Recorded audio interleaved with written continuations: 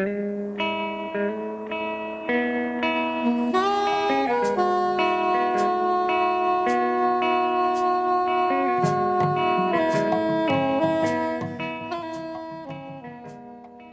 and I have always liked those old documentary-style films like In Search of and Chariot of the Gods and things like that. We always loved that reality-based kind of fact/fiction stuff. Always creeped us out as little kids, and so that's really what kind of gave impetus to the format. It eventually evolved into being a witch, and then we developed this whole backstory and all this mythology that surrounded it. And from there, we just developed the actual premise, which was the three filmmakers disappearing in the woods. So much of a film is trusting the talent that you've brought into the project. And when we casted this thing, that's why it took us over a year to make sure we had the right characters. So then we had the confidence to allow them to do what we hired them to do. All the actors came from New York, and basically all we were looking for was somebody that just, when we started the improv session, was completely natural and believable. I fucking hate you for doing this to me!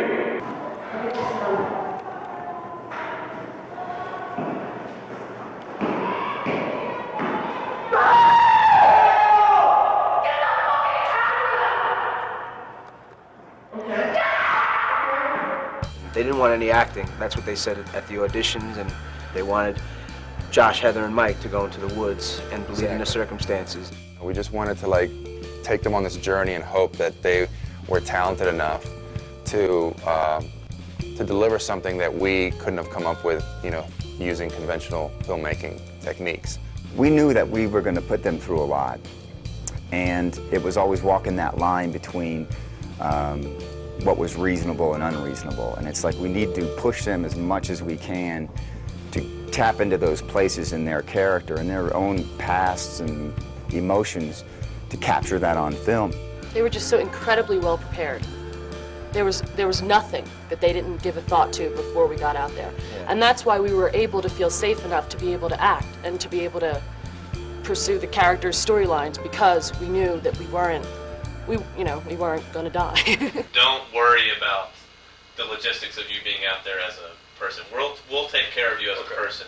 You take care of yourself as a character. We're going to have a pretty good system in place that will be able to attend to your needs on a fairly regular basis. If there's ever an emergency, we bring in the officials, just like you would in any situation, except we'll have cell phones and radios. You guys will have a radio that you'll constantly be in contact with us. Right. You're going to have escape routes. You're going to know where you are for the most part at all times. This is experimental. I mean, we're all kind of going in this together and saying, okay, if this works, it's going to work in a big way. The prime directive was just roll on everything. That's why we shot so much video. And they captured some moments towards the end especially towards the end of the shooting, where they were really, really hungry, and they were really tired and were really scared. I am so sorry for everything that has happened. Because in spite of what Mike says now, it is my fault. Because it was my project. The ending was we knew it was going to be in the house, and we knew they were going to go down. They were going to finish where they finished. But we didn't know what the cameras were going to capture. So we had a lot of different ideas, and we literally came up with that idea a day before we shot it. We bought these goggles to protect our eyes at night, because we're going to be running through the woods scaring the actors. We're going to do the same thing we did the first night, which is just circle them and make noise and go in different directions.